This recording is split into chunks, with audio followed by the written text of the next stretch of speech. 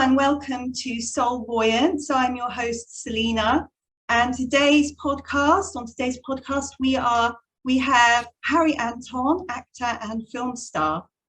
Thank you, Harry, for doing this interview. So, Harry, how did you get into acting? Tell us a bit about that. So I've always loved films, and I had a good couple of mates when I was younger. Really young actually, and we just used to make films together on the weekend and stuff with like my dad. Yeah, okay. And it was me, Gareth, and Jack, and Gareth had a camera and I had a camera, and we just did that, and then dropped it for a bit, and then when I got to university, I got an opportunity to be in a play, and did it and loved it and gave all my time to it, and it was like, you know what, this is what I want to do, and then I kind of applied for some drama schools, got on a drama school, and then that's it. Then 15 years later. Oh, really? Wow. So you actually liked making films as well. It wasn't just acting, but actually making them. Yeah. We used to have such a good laugh. Like we take like fairy tales and like nursery rhymes and make them into massive Hollywood movies. And I've got a videotape somewhere. I've seen it recently. Oh, wow, how clever. And do you want to go into more producing, directing, that kind of thing, or are you happy just staying with acting? Yeah, definitely. I think that's always the plan as well. That's acting, where you're going to go. Oh, yeah, just mainly acting, yeah? Yeah, mainly acting, but then I want to definitely do producing and directing. Other stuff. Oh, fantastic. Tell us about your role in The Last Kingdom. How did you prepare for it? And how did you overcome any challenges? And I want to say, as a critic, I think you were one of the best actors in it. And the other guy that plays the father of the king's wife. Sorry, I'm really bad with names. Oh, don't worry. The father of... The older guy, he plays the blonde-haired girl. What's his name? So Ethelhelm. I think so, yeah, it's the father. He's really good.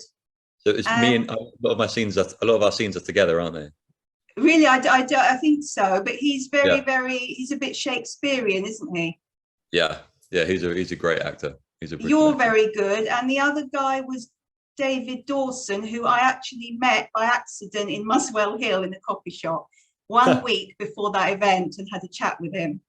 Oh, nice. So that was a weird coincidence. He's really modest, isn't he? Yeah, he's a lovely guy.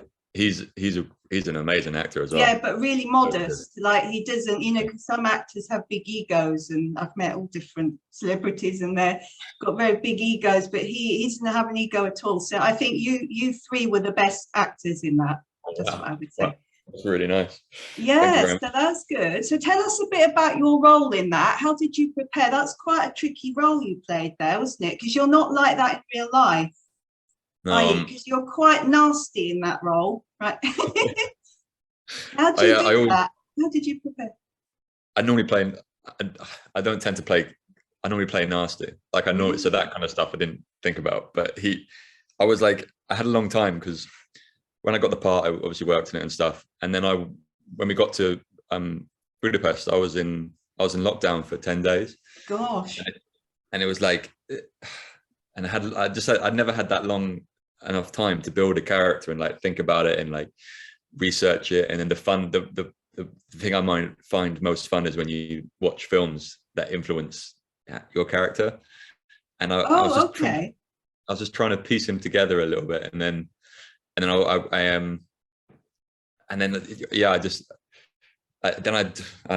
massively overthought everything, and then I just relaxed a little bit, and then I kind of I made sure he had a really in-depth backstory, because some of my lines weren't like massively they didn't tell a massive story about him. So it was fun. It was fun for me because I had a massive backstory. So every single thing I said had some kind of like reasoning behind it, I thought. And that doesn't mean like it ends up great on screen. It just means that you're more confident going into it. You're more like, the identity of the character well. His backstory, his history. And how do you switch into an identity? This is something I've always been fascinated with, because not all actors, how you get actors in films and they play themselves, they're the same thing all the time, they're the same character. I'm not going to mention names of who I think famous actors, but they play themselves. Some of them have made a lot of money and become very famous out of it. But with you're more character actor, aren't you? You change your character. How do you do the switch? How do you do it? They don't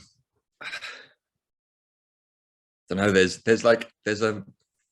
a focus, right? I'm actually not.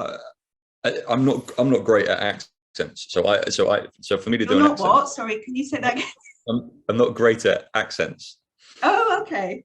What do you thought I said? But But what was really apparent to me early on when I was doing a bad accent on a play I did a long time ago was I'd consistently do the bad accent. So it might not be the best American you heard, but it would be exactly the same for the whole time. And it meant that like I don't drop out of stuff. So I might not have the best ear for stuff, but I like to think I'm really focused. Consistent. Yeah, and I won't. And for whatever reason, if I'm doing a scene, I'll be like there completely. Hopefully I'll be like, I could be quite present, I think. But also it's also just like sometimes it's just fun, you know. Sometimes you're just like, how much can I play with this? Like, and you're on purpose. You're like pushing yourself to like, how much can I stay in character, and how much, you know. I think that bit's like the most fun part of it. And do you actually feel the character in your body? Like, do you actually change? Like, you're actually the character. Like when you played in the Last Kingdom, that role. How does it feel? Like, do you actually become the character?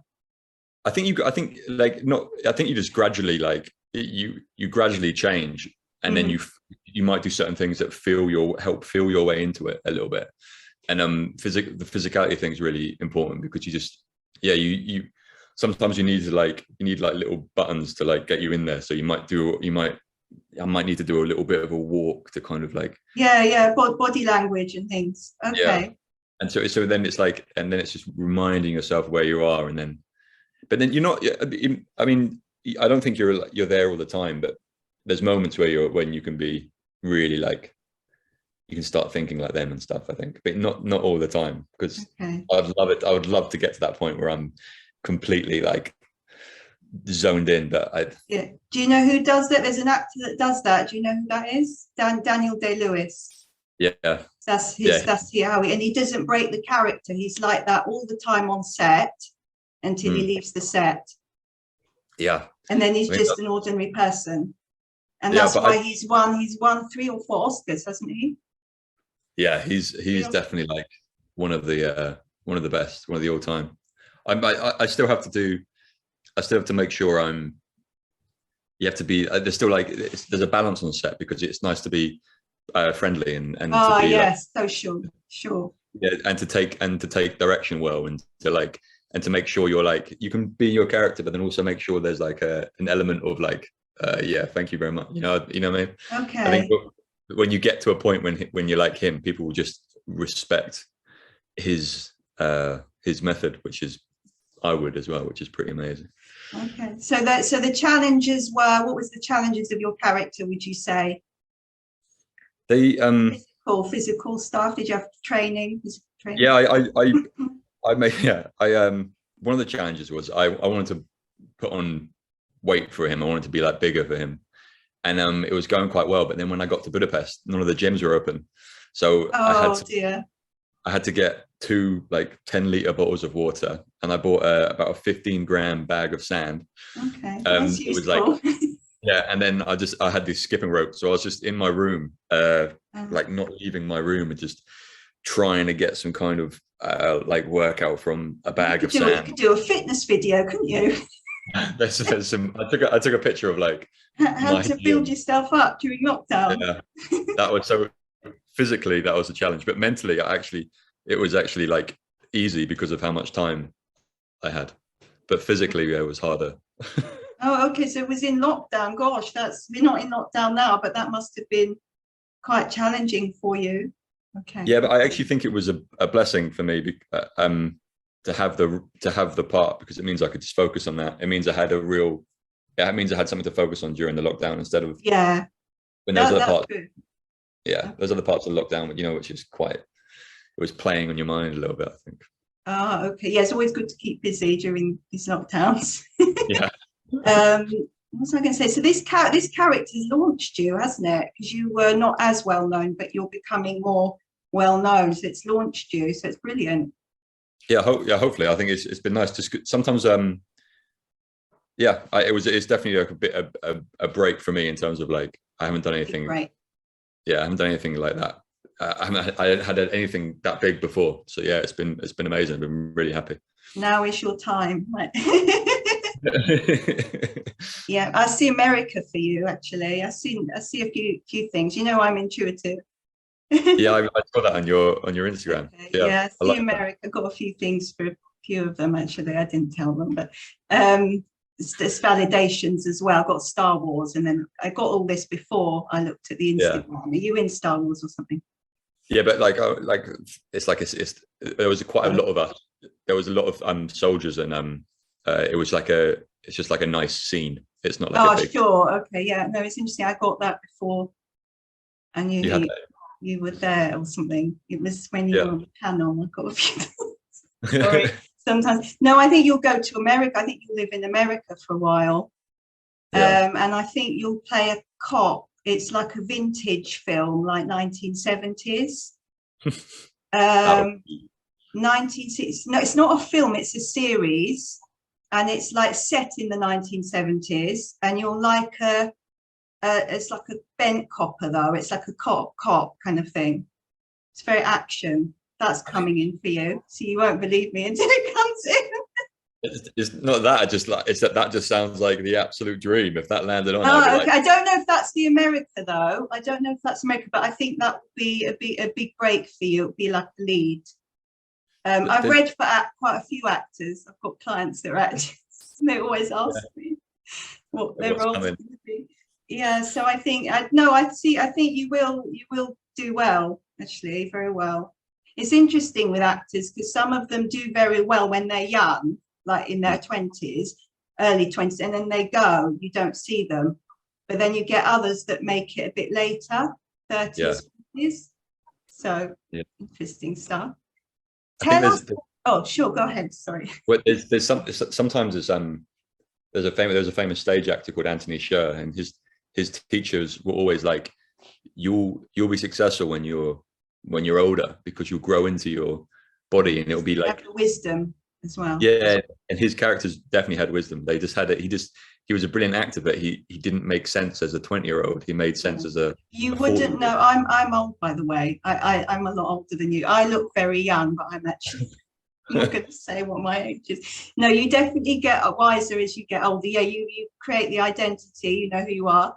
Yeah, 20s you wouldn't, but 20, 25 you wouldn't really know where you are. That's why you get the child actors, and then they kind of go off the rails, don't they? Yeah, they're just trying to work out who they are, and they've got to do that in front of everyone. Yeah, so it's probably better. I think the 30s is a good age. I've passed 30s now, but the 30s is a good age for you to launch yourself. I also get there'll be a James Bond film for you as well. I don't think it's a role though, but there'll be a James Bond film. That'd be pretty cool. That's your predictions, right? I'm a massive fan. Oh, do you like? Yes, I like it. The last one, people were complaining because they said they couldn't sit through was it 4 hours or something in the cinema? Yeah. Without having to, it's very difficult to sit through. Was it 3 hours? It was a long one. Yeah, I think it was 3 hours. Yeah, there's a complaint. I prefer it when it's shorter, but we'll see when the next. We don't even know who the next James Bond is, do we? No, there's any a couple ideas? Who do you think? I'd like to see Henry Cavill. I think Henry Cavill. I think he's a popular choice.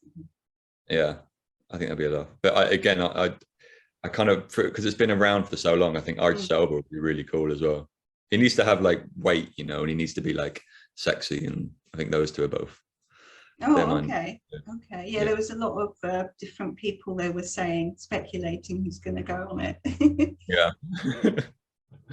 You can apply as well. Right? I was going to say about your coaching. I heard you do. I think you mentioned it in the panel as well at that event. So Yeah. I'm saying, tell us about your coaching. So you actually teach a bit, don't you? A bit of acting, Yeah. coaching, and the process involved to help actors achieve their goals. Because we don't see the process, we just see the end result. So how is that aspect for you of being like a coach? So it's something I've only started doing like last couple of years, but I essentially just kind of go through what my method is a little bit, and it would just be from what I've learned over teachers over the years, and kind of what I've like learned from just what I've kind of seen works on everything, which is two approaches. And the first one is like quite analytical, so it's literally the script is your Bible, and it's about understanding the script as well as you can. So it's literally going through it and finding like the information about yourself, the information about the time you're in, the information about where your character's going or what people have said about your character, and then kind of writing all that down, and then using your imagination to kind of fill out the blanks, really. So then you arrive on set knowing the script fully, knowing exactly where you are, and also with a backstory, and hopefully you're using your own imagination to kind of help develop the character you're in. And no matter how small a role or how big a role, if you do that, you'll be at least prepared to the point where you can then have fun, you know. And also do it. Sometimes doing these things, it is for yourself, but also it's to show you to show how much you care about something and show how much you understand the story. Because then I think you get little like pockets of inspiration and stuff when you know that stuff. So I think it's two things. It's looking at the script analytically and taking it apart like you would like an essay in history, and then it's also using your imagination to fill out the blanks, really. Okay. You must have liked English and history at school. Yeah, they were the only things I was good at. I was rubbish. Okay. Yeah. Okay. History, English, and like sport. That was it. And I was useless at drama, actually. I got bad marks at drama. Really? That's interesting. I wonder why that was. What was that about? Do you think the teacher wasn't very good, or? No, I think like so my thing was art as well. So and by this time you have to do an essay a different way for history than you have to do for the both English. So you've got two different, your English lit, English language and history. So already I had to write an essay in 3 different ways. And then you've got your art history, which you have to write an essay in a 4th different way to jump through those hoops. And by the time drama came around and there was a written exam, I was just like, couldn't be bothered. Oh, really? Okay. Yeah. So Is this for GCSEs? Yeah, GCSE. A levels. It's this for A levels. Yeah. A levels. Okay, God, it's such a long time ago for me. Yeah, long time ago for I me. can barely remember it. Person then. Okay. Oh, that's interesting. So you're quite into the script then. It would be a very big process of understanding the character through the script rather than just teaching them how to read it out. Because people would think, oh, you coach them how to read it out. It's actually analyzing the words and the meanings. Yeah.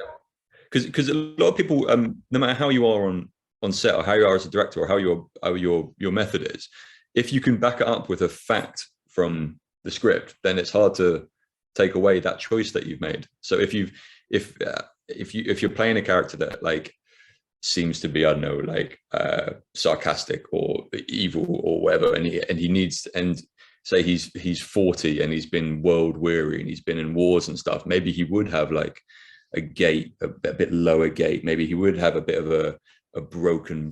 40? I'm 40. No? I don't look like that.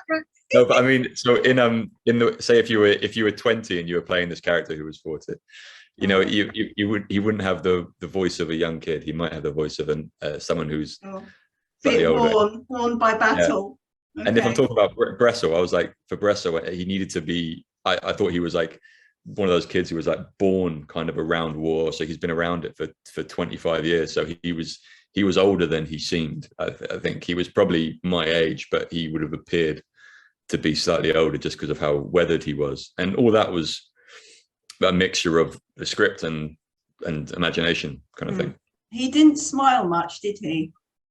No, he smiles once, I think, when he's trying to get something off He Steph's character. doesn't smile much. That must be quite tricky to play somebody so serious all the time, you know, somebody so intense. Yeah, I smile a lot in my normal life, but I don't. Yeah, it's Again, interesting, isn't it? but I don't smile very much on camera for some reason. No, wonder what that's all about. I think Playing roles that are opposite of you. Something psychological there going on, is it? yeah, I definitely, yeah, definitely. That's I'm another podcast. yeah, I'm a Sure. complete softie. It's all part of life. It's all part of the map of life. Yeah, All yeah. these roles you're getting. Okay. How now? This is a very interesting question. How do you overcome stage fright, stroke anxiety before filming and stage work? What advice or tips can you give the audience or the viewers? How do you don't you get anxious or scared? I'm quite lucky. I'm like for a variety of reasons. I've always been I'm quite confident in myself. Very good. Very good. But also with acting, especially with acting, because I made a decision to do it, and I've done it for a long time, and I always have the thing of like, this is what you want to do, and I know that for certain. So I don't get it around that. I get it in like life, you know. I don't like big parties. Oh, that's interesting. Interesting. You just said that. So in life, everyday stuff, you can get anxious, or yeah, definitely, yeah. But not in acting. No. Okay, very interesting there. So how do you overcome? So you never get anxious before going on stage or filming? It's never really. It's never to the point where it's something I have to deal with. But there was a couple. But there was a couple of times where what I might deal with is a lack of concentration, or opening night, especially. Because I think I'm quite good at lying to myself. I'm like, don't be nervous, it's fine, and then I'll just believe myself. But that's good. but there was a trick that there was a couple of times I have definitely got nervous before going on stage, and normally it's either the beginning of a run or when I've had to understudy, and yeah, it was a thing. And I looked around, and there's a brilliant actor called Jonathan Pryce. He did he did the two popes, I think, and he's just been cast as Prince Philip in The Crown. Yes, I know. I think I know who it is. Yeah, really and he did. Names. Sorry, yeah, I know who that is. He's got that, you know, his face, but I think so, yeah. He did loads of stage work when he was younger, and he was a great Macbeth. And he said actors shouldn't get nervous, and if you get nervous, you're not doing your job properly. So he was pretty brutal. But he was like, before you go on stage, you have to be thinking and concentrating about your character. So you have to walk on stage as your character would walk on stage. Otherwise, you're not really acting. So it helped me massively, because so if the opening scene, Macbeth, is just, he hasn't come on stage yet, but he's just come back from a war that he's won, and he's with his best mate Banquo, and so it's about to go on, and all you start doing is start building that world. So it's like, okay, I've just come back from war. What do I want? You know what? I want a beer, and I want whatever the equivalent of a bathtub is, and I want to see my wife, and I want to get into that comfy spot in my castle, and I just want to ignore the world for as long as I can, and I just want to. And then it's like, how are you feeling? It's like, oh, my shoulder went out when I was fighting. Then my lower back hurts. I'm hungry. Haven't eaten in 6 hours. The weather is fucking shit. The rain's gone down. My shoes are soggy with water. And then all of it, before you know it, it's like, Harry, you ready to go on? Yeah, I'm ready to go on. So there's no room for nerves. There's no room for nerves because you've taken yourself, you've left yourself out of it, and you're really focused on how the character is feeling, not how you're feeling. Yeah. And that's the trick. Very good trick. They're very good advice. Excellent. Yeah. I'm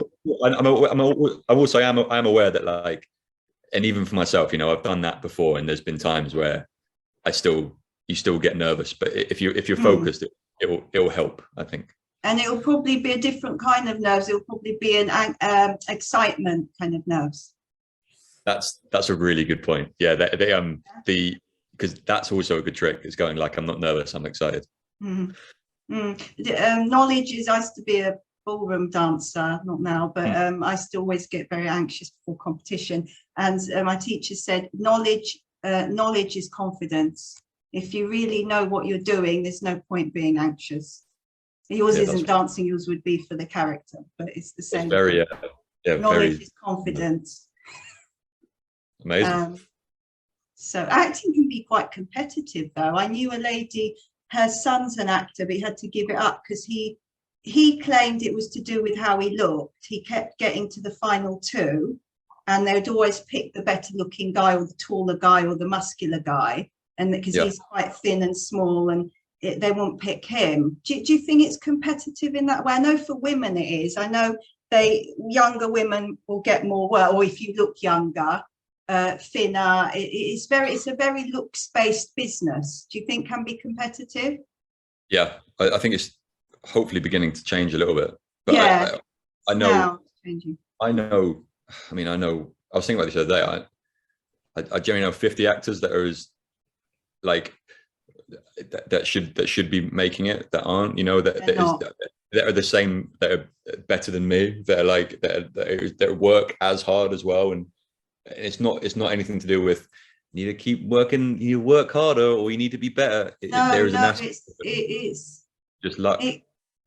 It can be quite ruthless. It can be I don't really do acting, but I've heard about it, that it's very competitive.